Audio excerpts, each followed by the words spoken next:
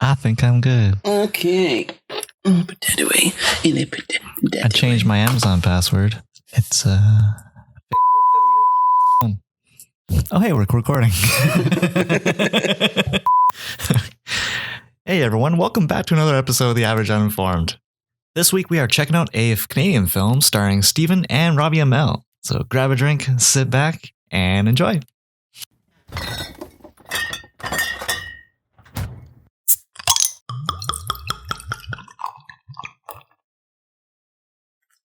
I wanna know what love is.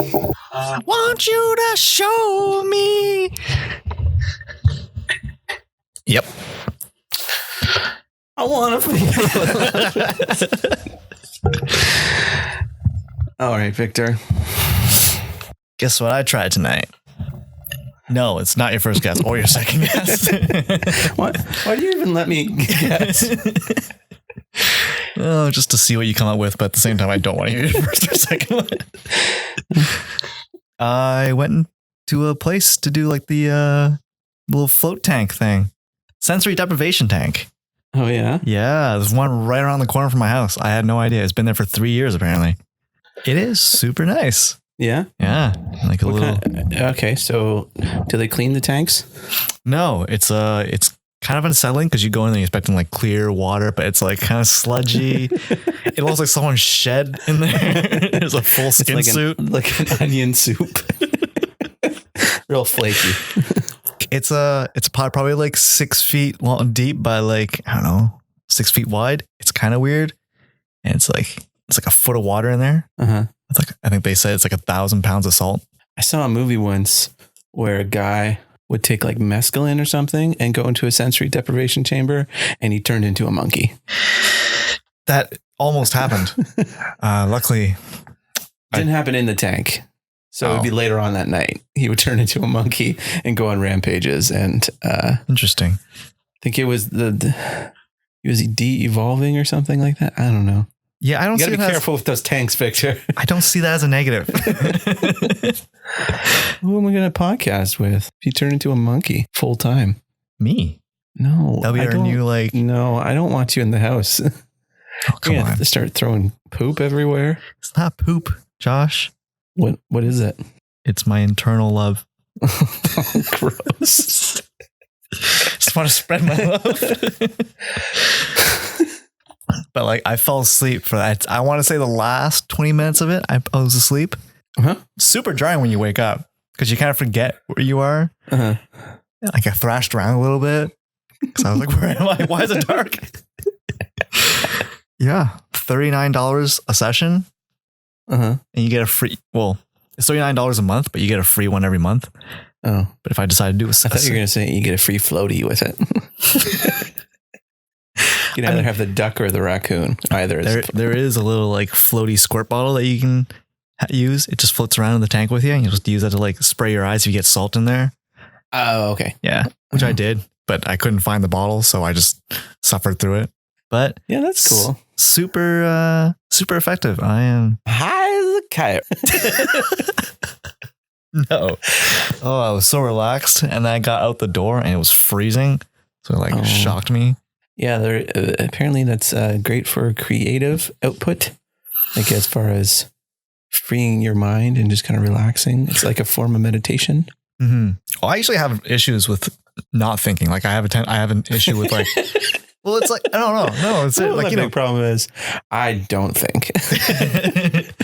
Unless I go to the movies, I just turn my brain off. You don't even have to because you're already not thinking. Oh, but it's weird. Like, I don't know, you ever meditate? Not really. It's hard for me to turn my brain off and stop thinking about things that are on my mind already. Do you have a mantra that you repeat when you meditate?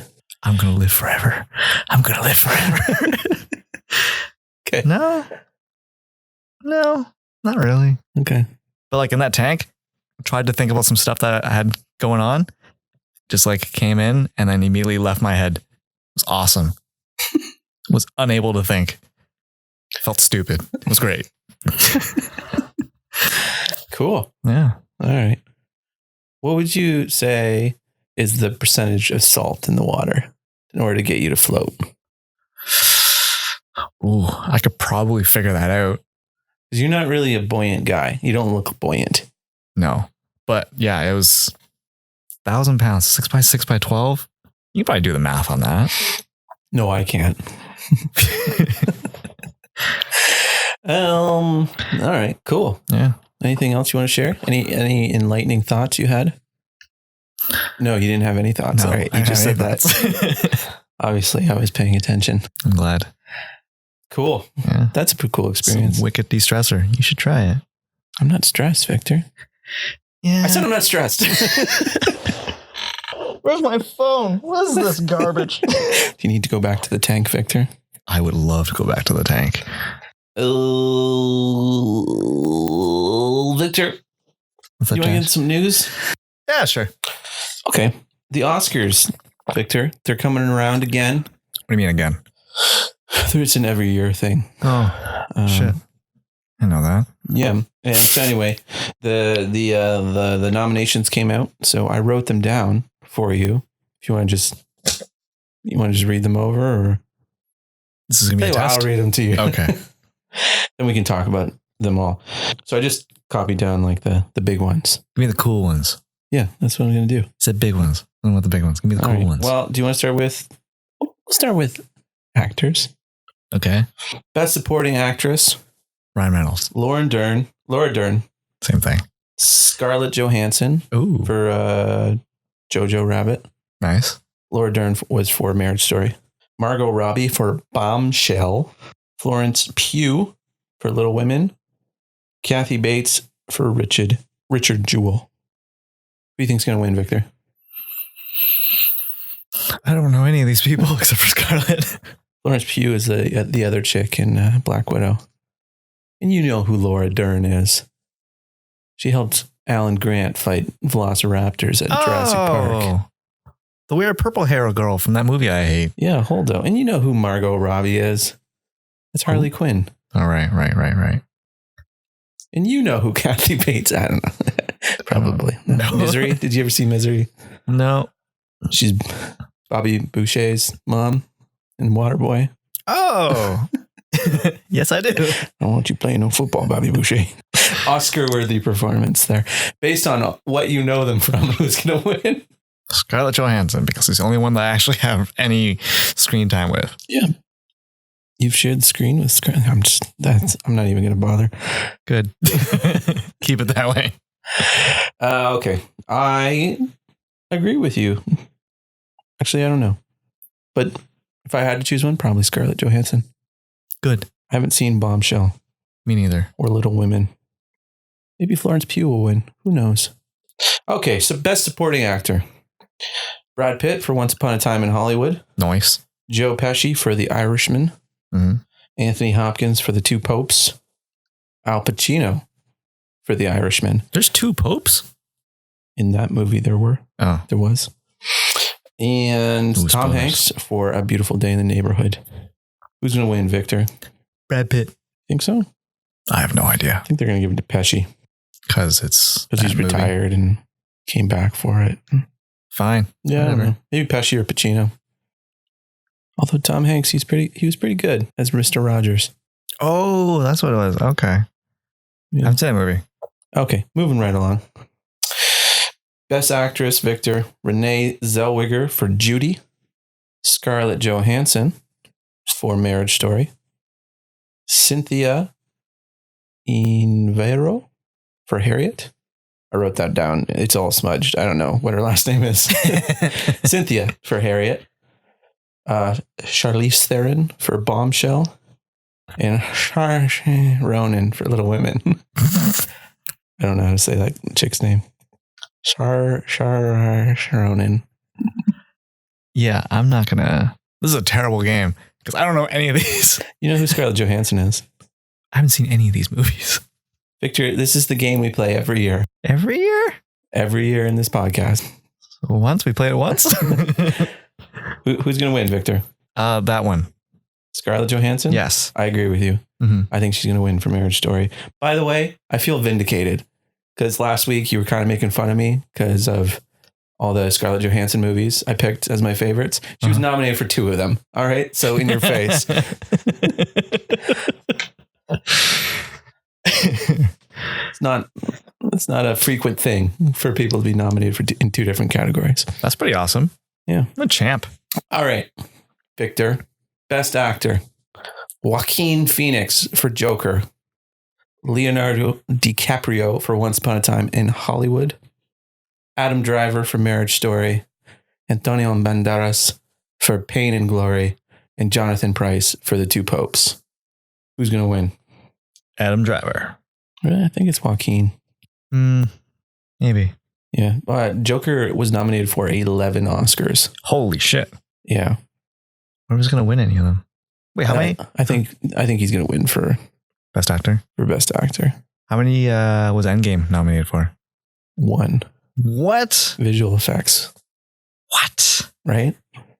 They didn't even get like a makeup or I guess they didn't really have a lot Special of makeup. effects?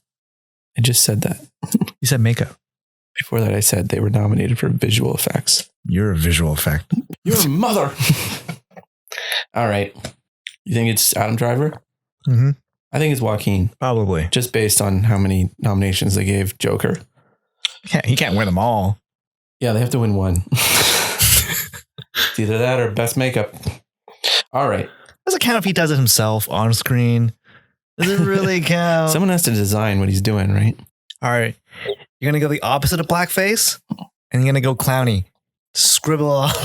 That's what I don't get. It's like sometimes you'd be like, oh man, that Star Wars should be nominated for makeup. All those prosthetics they did. Mm-hmm. And then it's like, oh yeah, Joker is nominated because he painted his face white. You're like, what? Yeah. Why? It's clown makeup. It's literally on a mask that he wears at one point. Yeah. And you can also argue costume, but it's like, well, it's just an orange. Yeah. I don't know. That's why I'm not in fashion, because I'm like, I would be more inclined to give it to someone who created the outfit from scratch than, just like I picked a suit out of a rack and then we made it fit him. Not even that, but it's like, even if it's a suit.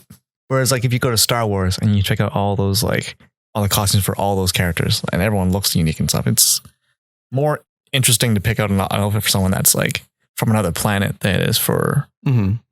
But the Oscars never pick that. It's always a period piece that they do. Star Wars a period piece? It's from a long time ago. Yeah, because like Star Wars, like even the extras, you have to design and make the costumes for that, right? Mm-hmm. Like you can't just go to the closet and be like, yeah, this looks like this will fit you. Put it on. Because Joker's the only one that has a unique outfit compared to the rest of the cast. Again, that's just why I don't understand fashion. I don't understand what subliminally, I can't say the word. Subliminally, subconsciously, clothes say about people. I mean, clearly, look how I dress. So like, it matters, obviously, like what kind of suit Robert De Niro wears in that as a host of a TV show compared to what his boss at the sign store wears, right? I don't know. I just like that also applies to like characters in Star Wars too. Mm-hmm. But then, in Joker, it's like, you have a selection to pick from. Like, we have history to go back and look at.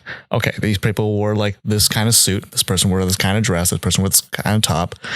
It's like Star Wars. It's like, okay, well, this character has to communicate a certain vibe to him. But what does he wear? Okay, I guess I'll have to figure it out because this is from another freaking planet. Yeah. I don't know. Granted, like, I'm not saying Joker, guys who did the costume for Joker is like just slacking off and stuff because they have so much to rely on. But like, I think it's kind of silly to dismiss things like Star Wars or like any of the superhero movies. Because like, I don't know, like obviously it's not easy like translating comic book accurate costumes onto the screen. And making them look not silly. Yeah. Because like Captain America from the first Avengers somehow manages to not look that silly from the neck down. Yeah, when his helmet's off. Yeah. Anyways. Okay. Let's move on to Best Director, Victor. Quentin Tarantino for Once Upon a Time in Hollywood. Martin Scorsese for The Irishman. Sam Mendes for 1917. Bong Joon-ho for Parasite. And Todd Phillips for Joker. I'm going to go for what's his face for 1917. Yeah, I would probably give it to him too. Mm-hmm. It's the most unique of those ones. Yeah. Did you ever think that the guy who directed Old School would be up for an Oscar? That's him? That's Todd Phillips, yeah. Oh, damn. Nice. In my mind, he hasn't done anything since Old School, and that's what he's jumped to. Oh, he's also done the Hangover trilogy, if that helps. Ah, shit. Also funny. Yeah, it's just of all the comedy directors of his time, I would not peg him as the one who would end up going serious. Because even his comedies were kind of like, Maybe that's why he went serious, because like his comedies he's not funny. Yeah. I'm trying to be funny. It's not working. I killed a hooker. Why isn't that funny? Wait. I got an idea for the second movie. Let's just do the first movie again, but we'll set it in Bangkok. It's brilliant. Here's $80 million. Okay. Finally, Victor, Best Picture. Do you have any guesses that might be on there? Either that one with Al Pacino, Yep. Joker, Irishman. That's is it. on there. Joker's on there. 1917. 1917 is on there. Also, Ford v Ferrari. That's not going to make it. No. Jojo Rabbit. Little Women. Marriage Story. Once Upon a Time in Hollywood. And Parasite. Do you have If any Jojo guesses? wins, are we promoting Nazism? Are we promoting the wrong things to our children? You know what's funny though? If Joker wins, they'll have the same conversation, except for like, are we promoting gun violence? What are we saying to our Irishman children? wins. Are we promoting gang war and like gangsters to come make a comeback? You know, are the 40s really that interesting that they have to make a second round? What do you think? I think it's between 1917, Joker, and The Irishman. Yeah. I saw The Irishman. I didn't think it was like Scorsese's best film ever. But it's the hipster move, right? You pick the one that's like super old school, the dude that doesn't like the common things that are present now. Well, he's all about cinema. Yeah. That's why he's selling his movies to streaming services. Because he believes in the cinematic experience. Yeah, wow. I don't think Joker is the best film of the year, but I can, just based on the fact that it has 11 nominations and like Todd Phillips was nominated for as best director, I'd say it's got a pretty good chance. But 1917, I've heard, is pretty darn great. It's one of the few movies on that list I have not seen yet. We should go see it. I would like to go see it. I do want to see Parasite. Apparently that's really good too. Oh, Parasite. Which one is that? Something about it's a foreign film. It's yeah, someone mentioned that to me. Actually, one of my friend's sisters, they mentioned it to me and they told us not to watch any trailers and just go and watch it. Yeah. Have you seen any trailers? I haven't seen any trailer. I know the gist of what like the premise is, but if you don't want to know anything, I won't tell you. Because she said like apparently it's very interesting if you don't know anything about the movie. Yeah. Okay. I could see that. And I will see that. Good. Yeah. Okay. Well, that's it for the Oscars, Victor. I'm glad you made all your predictions. They're locked in. So if Victor is wrong, he gets kicked in the nuts. What? That's a terrible. Yeah. Terrible You agreed to this before the podcast. I did not. You just forgot. Again. That could be a thing that's not abnormal. All right. But okay. I didn't agree to it. Victor, I saw a movie this week. I don't believe you. It's called Jay and Silent Bob Reboot. How was it? Okay, here's the thing. Kevin Smith has been around since the 90s. Correct. He debuted with Clerks. Mm-hmm. And his sense of humor has never really lined up with my sense of humor. To me, it's always the kind of lowest common denominator sex jokes and just low hanging fruit. No pun intended. Just like you said, dick. It's just terrible. But his older movies had some heart to them. Mm-hmm. While none of them were like phenomenal, there were a few that were pretty good. And I enjoyed watching them. Since he did Cop Out with Bruce Willis. I think that's when he started smoking pot, and his movies have just been crap since. That's when he started? Yeah. Like for the most part, like any of his comedies, at least, they've just been kind of crap. He did a movie called Tusk where it's about a guy being turned into a walrus. And he did one right after that called Yoga Hosers, which was about two convenience store clerks fighting off Nazi Hitler clones made out of sausage or something like that. What the fuck? Anyway, all right. So going into this movie, I was not expecting much. And for the first half hour, I was pretty much right. Like it was exactly what I've described: lowest common denominator, sex jokes, and just not clever. Like he's good at making fun of himself. Mm-hmm. But there are times when they make jokes and they literally look at the camera and it's like, did you get it? And it's like, but last half, but this movie is surprisingly emotional. There are moments in it, I didn't get choked up or anything like that, but I was just like, oh, I'm actually feeling something for these characters. And there are some moments in it where you're just like, oh, like that. Oh, that's a nice moment. And it's well crafted. Some of the cameos in it, like Kevin Smith has called this movie his heart attack movie. Mm-hmm. He basically called up all his friends and was like, hey, do you want to be in this movie that I'm making right now? And he's like, nah, not really. You do realize I had a heart attack. And they're like, yeah, I'll be there. What the hell? I mean, he jokingly said that, but I imagine a lot of it was not like it was that that was the feeling there, but I don't think he ever used it to get people to come. Should have. Yeah. So like there's so many people in this. Like Chris Hemsworth has a cameo, Matt Damon. Oh yeah. I remember. Yeah, we watched the trailer for it, right?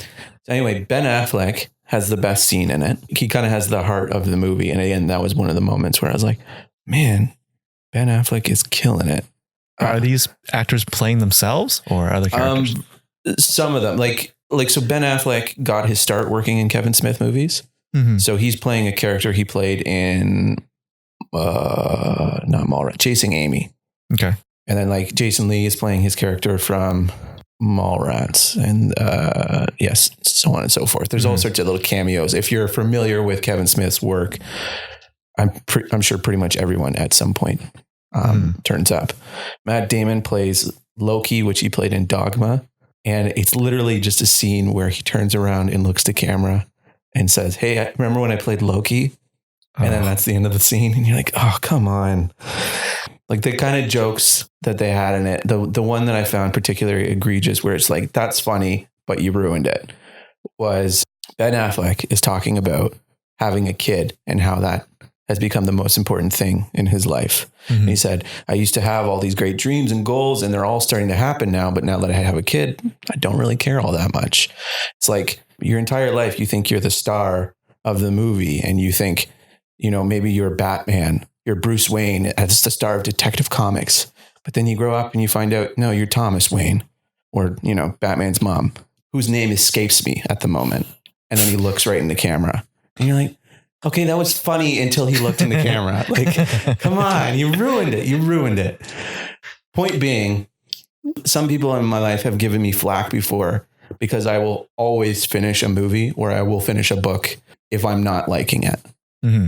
And I will always give it a fair shake to the end.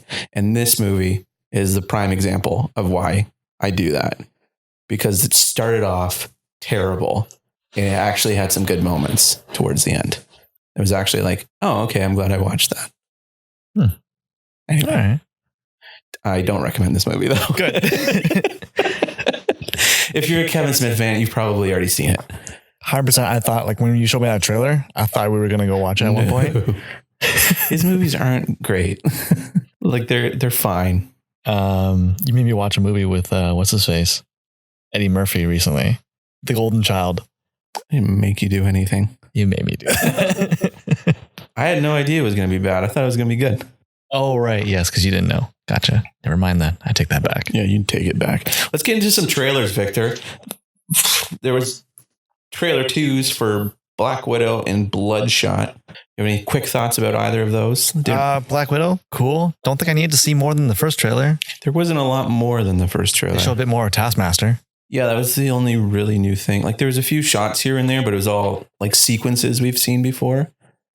There's that Rachel Weisz does like the scissor kick on a guy, and then she like does the Black Widow pose as she lands. I thought it was weird though, because she like throws her hand up after, and it's like not with the momentum. You're just it's almost like a secondary action after the fact. Yeah, like, oh, I have to hit this pose. Yeah. But yeah, Taskmaster was cool. Yeah. What do you think about his mask? Not being a skull. I think it looks fine. It's growing on me. Either just getting away from like the skull, crossbones, and red skull. I don't know how well you could see from the angle you're watching it from, but like he does have a skull on his mask. It's just but it's not obvious. Like he doesn't have like the eyes. Yeah, it's skull inspired, I guess. He's like wearing like a snowboarding goggles, and then he's got like the weird skull handkerchief thing. Yeah. It's not a handkerchief. It's actually metal. Like that's what it looks like. Yeah. I know what you're saying. Bunch of nerds out there cosplaying. Riding your motorbikes like a bunch of wusses. Yeah, I like Black Widow. Yeah. The trailer, I should say. And looking forward to it. Cool. Bloodshot. It somehow made the movie look worse. I was kind of down for that movie from the first trailer, but yeah. I wouldn't say it made it worse for me, but like I'm a little bit less excited for some reason. It feels like I'm already seeing all the movie. Yeah. Is this Sony? Is it a Sony movie? Of course it's a Sony movie, Victor. I knew it. Speaking of Sony movies, Victor, there was a Morbius trailer this week. Oh yeah. What'd you think of that? Reinforces the fact that like I don't need this movie. Kind of looks good. It looks better than Venom did. Yeah. Like that doesn't change the fact that it has so much going for it as far as disinteresting me. Like it's a movie about Morbius, one of my least favorite Spider-Man characters. It's about vampires. Jared Leto is the star. It's a Spider-Man spin-off movie. Like that no one asked for. So, I mean, it's got so much that is like pushing me away from it, but kind of looked okay. I think me and the rest of the internet were all like planning to take a giant crap on it as soon as the trailer came out, and everyone's got their pants down and they're like, oh, okay, never mind. And they start doing up their pants. Like it looks like a good movie. Like if it was any other vampire movie, I'd be interested. But because it's a Morbius movie, I'm just like I know the character from like the TV show and like a bit from the comics. He's just not that interesting for me. No, not really. Like you pair him with like Kraven, maybe? No, not even. He's still just, I mean, maybe with Blade, because Blade's just trying to kill him the entire time. Yes. But like, I don't know. No, I just have never found him interesting. And it's kind of petty too, that like, I don't want it to succeed because I want Sony to just stop making these movies I don't care about. Yeah. They were planning like an Aunt May movie, right? I don't know if it ever got greenlit or anything, but that you're talking about when Sony got hacked because of that Kim Jong-il movie. Yeah. One of the emails was like pitches for movies they could maybe do with the Spider-Man universe, and one of them was a young Aunt May movie. Imagine a bunch of emails that came out of that leak was like, oh man, Kim Jong-un is such a joke. Blah, blah, blah, blah. It just trashed him. Well, in a way, Seth Rogen got Spider-Man into the MCU. Because one of the emails was Marvel has asked like if we could maybe get Spider-Man in the MCU. We told them no. And then when that came out, everyone was like, you told them what? No, everybody wants that. And they're like, oh crap, everybody wants that. I thought that was for the greater good. Oh shoot. And so they started meeting again. Imagine your head so far up your ass you wouldn't realize that like, so wait, Marvel's doing a bunch of movies with their superheroes. They probably don't want Spider-Man, right? Yeah. We have Seth Rogen to thank for little Tommy Holland.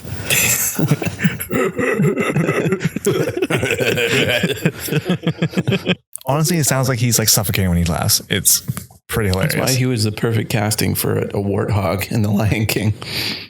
We need to talk about the big thing about the Morbius trailer. There's 2 little Easter eggs in it. Mm-hmm. One of them is Morbius walks past a poster on the wall. It's of Spider-Man. Yeah. With murderer written all over it. Yes. No, that's Tobey Maguire's Spider-Man. Yes. Very weird. But then the second Easter egg would seem to imply that it's in the MCU or MCU adjacent. Because it has Vulture in it. Well, sorry, it's Michael Keaton playing. It's Michael Keaton.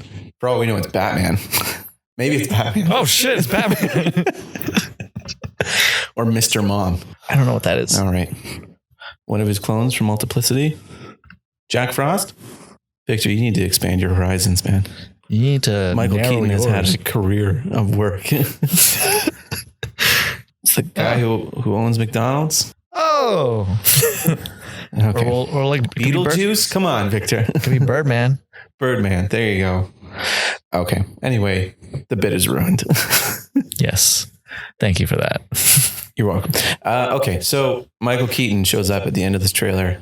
I am going to put money down. That is the after credit scene. Same.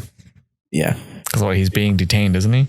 Looks like it. And it looks like he's wearing, like Michael Keaton looks like he's wearing the same prison uniform he did at the end of Homecoming. Oh, I hope the Sinister Six isn't going to be some jacked up version of it. It's the Vulture, Morbius, and Morbius. Venom. Two of the characters have no connection to Spider-Man whatsoever. A lame Shocker. He could be better. You're right. But Mysterio, though? He's dead. He's not dead. I refuse to believe it. Yeah. So what do you think? Do you think it's part of the MCU? I feel like it's a one-way thing. Everything that happens in the MCU can translate into Sony, but nothing that Sony does translates back into the MCU. Yeah. Do you think the Spider-Man movies though will be affected by that? So like probably not as much as you'd like. How much would I like? What do you mean? It's not going to feel like a connected universe, but there will probably be mentions of it, of stuff happening. I don't know. Like you're never going to hear about like him talking to like Cap about, oh, I just fought a vampire. It was kind of creepy. He kind of sucked. Okay.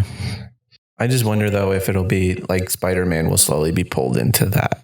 Like it'll be Morbius and Venom and whatever other spin-off movie they decide to do will have their own little separate thing that mentions the MCU. And then as time goes on, Spider-Man just gets slowly pulled into it and Spider-Man becomes less and less a part of the MCU. It's like a divorce light. Yeah. You start off with it's shared custody and then it just slowly goes to sole custody. Yeah. I don't know. I'm just expecting us to get like a Jackal movie at some point. Yeah. That would make sense. No, I don't want that to happen. Yeah. Gwen Stacy movie. No, wait, what's her dad's name? George Stacy.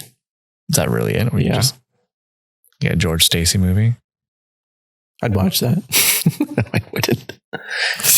Who am I kidding? If they're like, hey, Spider-Man may show up in this movie, I'd be like, sign me up for the George Stacy movie. I'm the reason they keep happening, Victor. People like me. There's dozens of us. All right. Let's move on, Victor. I'm getting sleepy. We even started earlier. I know. I'm so sleepy. I'm getting tired of talking though. You have been talking a lot this episode. So is your face. What? What are you talking about? You talked about your sleep deprivation chamber for You're asleep 8 hours. Sleep deprivation chamber? What is it called? Sensory deprivation chamber? No, that wasn't it. Okay. Anyway, let's move on. So this week we watched Code 8.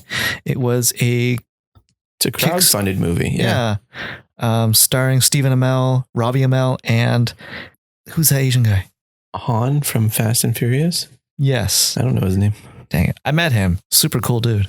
Yeah? Yeah. Where'd you meet him? So I worked on the Kickstarter campaign with a friend of mine. He's the one that got me in contact with these guys.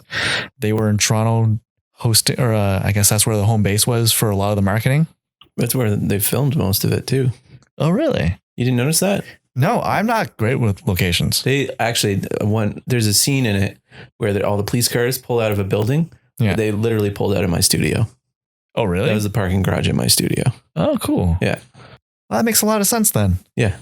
But yeah, so we were there at their headquarters. Kind of dingy looking. I walked into the unit and like got murdery vibes. Was 100% sure I wasn't going to make it out of there alive. But it was really cool. My buddy actually got one of the bows that Robbie Amell trained with for Arrow. You mean Stephen Amell? Shit. Yes, Stephen Amell.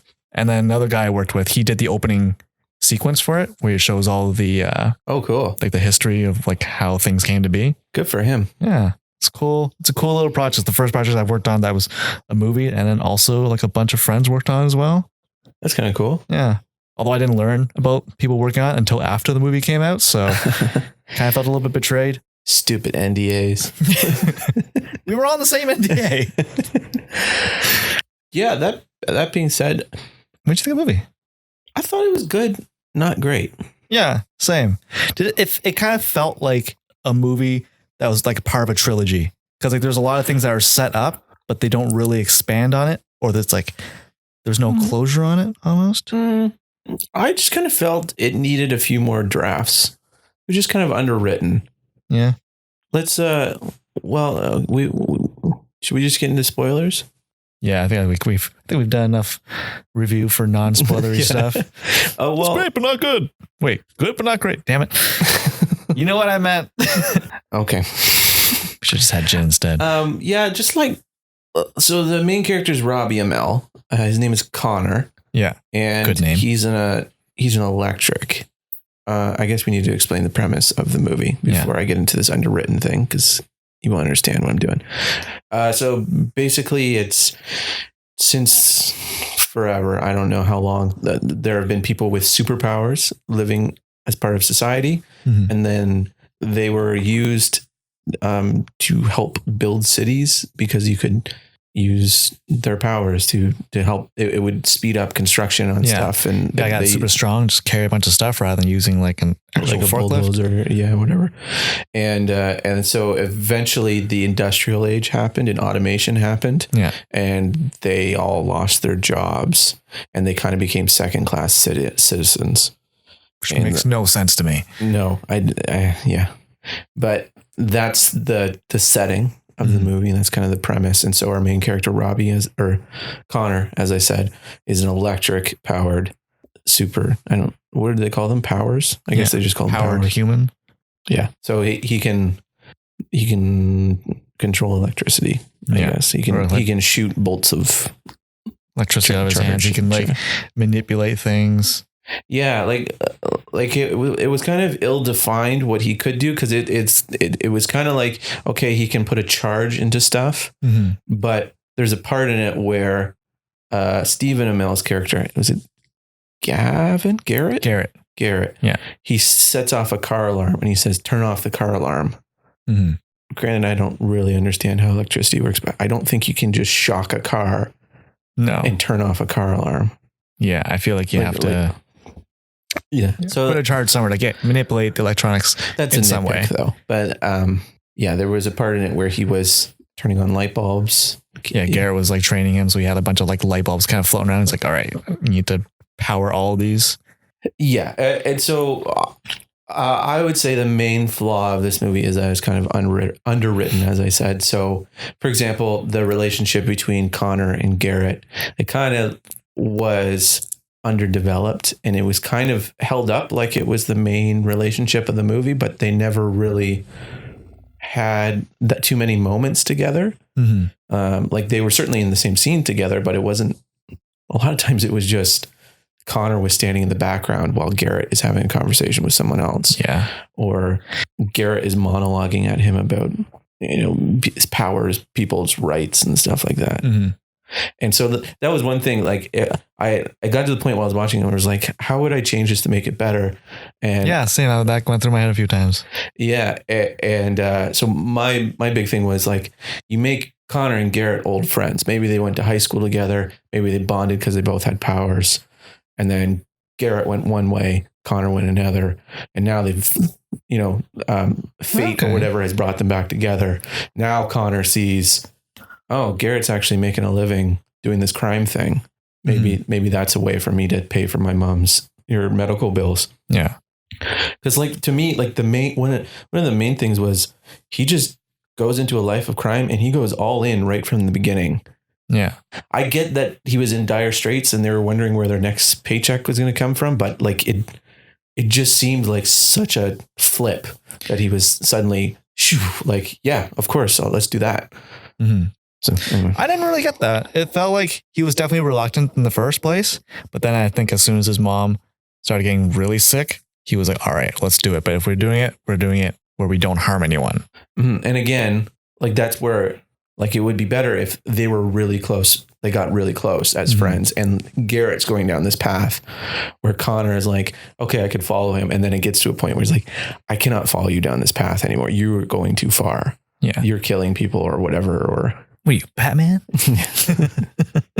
You're shooting people with arrows and saying you failed this city. I don't get it. Yeah. So I think that was what was lacking, was there wasn't a central kind of hook to it. Mm-hmm. I think it would have been nice if they developed that relationship more. I don't think they need, like, from my perspective, it just would have been nice to have them kind of like bond over a few things. Even it was just like all lies from Garrett's point of view, right? You know, it's just like, hey, you know, I lost my family too, blah, blah, blah. And they had a few like scenes together where he like, you learn a bit more about Garrett too. Yeah. Cause you don't really learn much about Garrett, even though he's probably has just about as much screen time as Connor. Yeah. It's never really anything. Like I was kind of surprised he lived at the end and got a happy ending. Yeah. That's what kind of like the ending kind of felt like it was setting up for like a sequel. Or like there was a lot of, I guess, plot lines that didn't really, or like characters that really didn't get closure, or like the proper closure I was expecting. Like the cop. Like what? I'm just going to call him Han because I don't know his name. From the beginning of the movie, you can tell that he's kind of like, he's the unbiased guy. You know, he's not against powers, whereas his partner is. Like his partner was willing to like frame Connor just to like, because he knew he was guilty. Right. Whereas, you know, Han was really like, you know, if he's not a killer, but we'll get him the right way. And then you see him later on. He has a wife that he's divorced with, that he's sharing custody with his daughter. But then it's like, okay, but then you don't really see or hear from him again after that point. Yeah. And then Connor calls him to make a deal. He's like, all right, I'm willing to make a deal, but it has to be you and it has to be this way or whatever. And it's like, you've had one conversation with this cop. Like, how do you know you can trust him? Because he played good cop in the interrogation. So he's a huge dick. They just swap turns at that point. Actually, you know what was interesting? That interrogation scene was acted really nicely, because you're watching it and it's like good cop, bad cop, and it's working. And there's a point in it where Connor is staring at Han and it looks like he's about to talk. And then the other cop comes in doing bad cop and steps on it. And you're just like, oh, if you had just waited, he was about to say it. That was well acted. Like I totally felt like he was about to talk. This movie felt like a jumping off point for Robbie. Like it almost felt like this movie was made for him. Well, it's definitely made for both of them. I mean, they're the producers on it. Yeah. But like, you know what I mean? Like kind of how Fresh Prince was for Will Smith to like launch his career. This kind of felt like it was for Robbie, because like Stephen already has Arrow. Not anymore. Just ended its season. Yeah. But you know what I mean? Yeah, I know what you mean. So Robbie Amell's got the start of a film career. Like he's been in a few movies. But yeah, I see what you're saying though. Because I really like Robbie's performance in this. It was really good. Like I liked, he showed really good like emotion and all, like a lot of things. Like I never felt like I needed convincing on what he was feeling. Yeah, everything felt genuine. And again, that's why I just keep coming back to it. It's just the writing. Like it's just everything that left me wanting was just like, why did they do the scene like that? Like why, like there's just a bunch of stuff in it that didn't, like it follows, but like it wasn't the best way to do it, if that makes sense. And it's obvious to the audience. I wonder, like, I'm not a writer. I'm a terrible writer. Just based off my experience through school, essays and short stories, I'm a terrible writer. And your penmanship is atrocious. It is. It's like a grade school, grade school level right there. But like, I'm curious, like if I had seen that script, the final draft of that script, I wonder if I read through it, if I could have picked out these issues. Not that I could write anything better, but like, you know. Well, yeah. And sometimes like you don't you don't see the problems until you see the completed thing, right? Like that's why a lot of bigger studios use the test audience, right? Because it's like, oh yeah, they didn't laugh at that joke that we thought was hilarious. No. Yeah, or it's like they didn't follow that line of logic that we didn't think was going to be an issue. Yeah, I thought that'd be a good idea, but then people love Suicide Squad, so I was like, okay, this is a flawed system that needs to be gutted. I mean, it's okay. Anyways, but so the main plot of this movie is Connor's now gone into a life of crime, and they did a bank job, and it didn't. They got bad intel, and the money wasn't there that was supposed to be. So they are now going to steal a shipment of psych, which is a drug that is you get from taking spinal fluid from a powered person. Yeah. And mixing it with stuff. And so anyway, they're going to steal a shipment of that. And no one ever does it because it has 4 robots guarding it. I don't know. Guardians. Yeah, that's the code 8. Like that. I was waiting for them to, mention what a code 8 was. And I was like, all right, so this is what the movie is. Just an action sequence that's not very long. Yeah, pretty much. Yeah. And like the whole reason Connor's in it is because for that big one is that they found out that one of the girls that works or is held hostage or forced to work under the main villain's guy's name. I don't remember. He was a evil Will Forte. Yeah. Let's go with that. She's a healer. So he was thinking like, okay, if I can do the job, I'll get her as payment and then she can heal my mom and then I'll let her go. Yeah. And the way he does it, I don't know if it's intentional or again, it's underwritten. It feels so gross when he's like, yeah, this is my idea. This is how we're doing the job. And if we do it, I get her. And you're like, oh, it feels yucky. Yeah, it definitely is like a gray area. Well, it's because also their relationship hasn't been built up that much. Yeah, it felt like they were going for like, oh, this is a betrayal now. Or like if it could have gone like a betrayal or like, hey, I'm doing you a favor by rescuing you.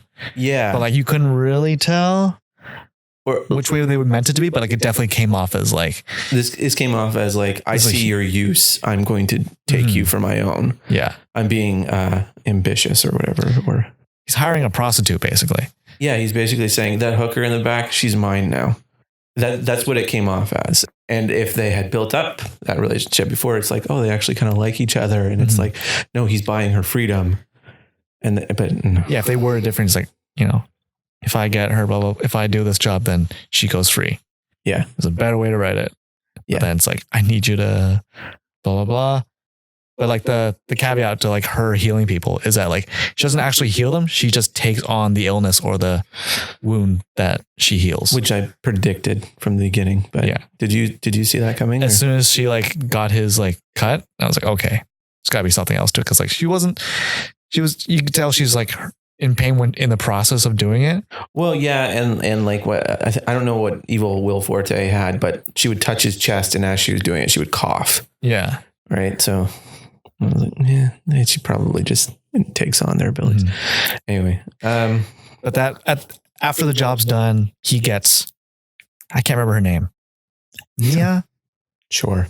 Let's go with Nia. He gets Nia and that's when she tells him like, I don't cure anything. I just take on the sickness, blah, blah, blah. It's going to kill me if I heal your mom. And I wish at that point, that's when he decided, okay, I can't do this. I can't. I don't trade lives. Yeah. But no, he takes her to the hospital and she's like halfway through the process before he stops her. Yeah. And again, that would be something more interesting because I thought that's an interesting choice. Like that's to show like how far down the path he's come because Garrett is the one who says she reveals it to both of them. And Garrett puts a gun in Connor's hand and says, get what you paid for. Mm-hmm. And so then he holds her hostage and brings her to the hospital. So I thought, again, maybe Garrett in that moment could have been like, hey, you're his now. You do what he says or something like that and makes her go to the hospital with him. Yeah. And then they have the choice or whatever. Because again, they make the relationship between Connor and his mom the emotional climax, but that's not what the movie has been saying the entire time. Like that's not what the movie that's not what the main focus of the movie has been about. Yeah. And so it just, I don't know, tacked on doesn't feel like the right way to say it, but like, it just feels like not the right climax to what's going on in the movie. Mm-hmm. Yeah, for sure. Yeah. I think it breaks down to writing, everything we're saying. Yeah. I haven't said how much I love the world building in this movie. Like it's great. Like you totally understand what it's totally the hierarchy, right? And the class system. And yeah. It's there's points where it's a little bit unbelievable. Like I can't imagine why power people would be second class citizens. Right. They would be first class. We would be second class, right? They could kill us at any point. Mm-hmm. Or like, what was it? Construction work, or like construction was one of the big hits where like they would use like automation or like machines. I think at one point they brought in machines to replace it. It's like, why? Well, I think it's supposed to be a metaphor for immigrants. Yeah. Right. Because like they're literally sitting outside of Home Depot, like waiting for Mexicans waiting for a job. Right. Yeah. But I will say, as much as I love the world building, the fact that there's powers and then like the cops, they have robots and stuff like that. The movie itself is not about the setting. No. And so it doesn't actually serve the story. So like this story could be told very easily without powers and robots. Yes, correct. Now, that being said, I love the world building. I love the powers. That was a cool aspect of it, but like it doesn't serve the story. There's no reason for Connor to be an electric outside of that's what they use to take down the car at the end. Mm-hmm. I'm just saying, like it's a drug story. That's what it is. It has nothing to do with. Like you're saying, like the all the powers and stuff doesn't really benefit the movie in any way. Yeah, like it's not really about what it means to have powers or why is he special amongst the powers people or whatever. Like it's. Could you also say that about some of the like Marvel movies though?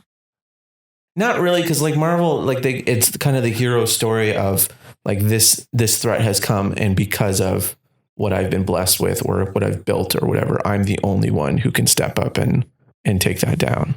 That's sort of the gist of most of their origin stories, right? And this is, again, it's just superpowered criminals telling a basic crime story movie. I don't know. I do appreciate that it's a very small scale movie. Even his cut for the profit in that heist wasn't that big. It was $25,000. Yeah. Like, it's not like, oh, we were going to hit $2 million out of this place, 3 million, 4 million, you know? Mm-hmm.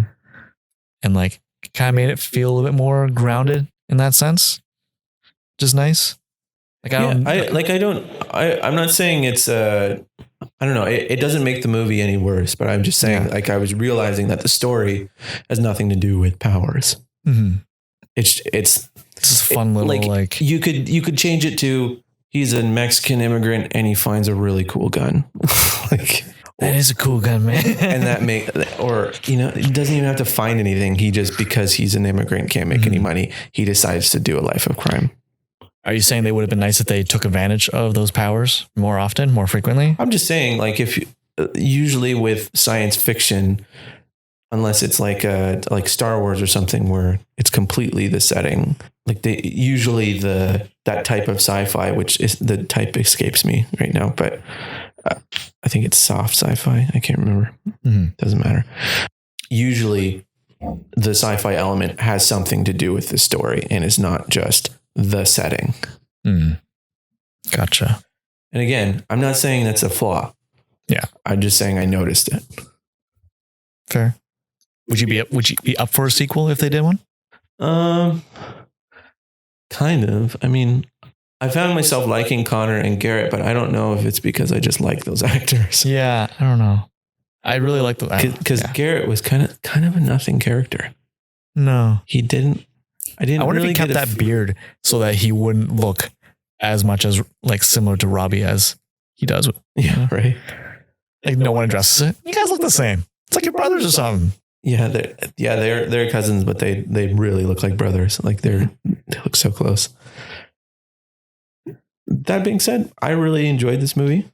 I'd probably watch it again. I'd probably put it on. I don't know if I would like, if I'm going to be running up to anyone being like, you have to see this movie. Yeah. But I'd be curious to do a sequel, but like, I don't know if they would, like, if I saw a sequel, I don't know if I would want Connor. Well, you know what? You can go both ways. It'd be cool to see that setting, like that world again. But do something with it. Yeah. I don't know. It'd be kind of cool to have like a small little civil war between like powered and non-powered and see how like both sides react. Okay. Yeah. But that almost seems like a bigger movie. And like, that seems like it wouldn't be a very long movie or like has to be broken up. Mm-hmm. I don't want an epic, basically what I'm saying, but like, I would like to see something a little more interesting than with that. Yeah. It'd be kind of cool if like, you know, you see like it's a time jump and Garrett's got this big crime syndicate. Is a ZZ Top beard now? Ugh, no. And then Connor's recruiting because like, oh, you know Garrett and you're an electric that we haven't really seen before. Yeah, because they did mention that he was the most powerful one that they'd seen. Yeah. I think he pitched himself as a class 2, but then he's more like they were saying like, oh, he's into the police system, he's like a class 5. Every time someone sees it, it's like, is better. Yeah, they assume he's a little bit higher than a class 5. Yeah. I don't think he ever said he wasn't. I think Garrett, what happens, Garrett comes up and he says, I need an electric, at least a class 2. And Connor says, I'm an electric. And then later he like takes down an entire electric fence and he's like, class 2? Yeah. I'll watch it again. All right, I can't because I rented it from YouTube like an idiot. I like this movie. I always like watching, I don't know, I feel like an affinity to the Amells because it's like, oh, they're local boys. Mm-hmm. And it was cool seeing all the different spots in Toronto, as always. Some of the streets did look familiar, but like I wouldn't be able to, like, yeah, that's as far as it got for me. Like it looks familiar, but like I wouldn't be able to tell you where it was in the city. Mm-hmm. Obviously Toronto, but yeah. There was a few places where like there was one scene where they were kind of scoping out the front where they were gonna like ambush that truck. Yeah. They're walking up and down the street and there's no one. There's not a single soul on that street. I'm just like, it seems unrealistic. My brother used to live around there. Oh, yeah? I recognize that street too. You have a better memory than I do. I know I do. Right. You tell me everyone day. else. All right, any final thoughts? I liked the deaf guy or the mute guy. Yeah. Just the lost in translation jokes they had with him. That was good. Other than that, no, not really. Wrap it up there? Yeah, I'm good with that. Code 8. Check it out. It's on YouTube and Google Play. Yeah, I think it's on demand. Yeah. Wherever you... It was $5 to rent. Check it out if you haven't seen it. And let us know what you think if you have. If you want to get in touch with us directly, you can email us at averageuninformed@gmail.com. Thanks for listening, guys, and we'll talk to you next week. Bye. Bye-bye.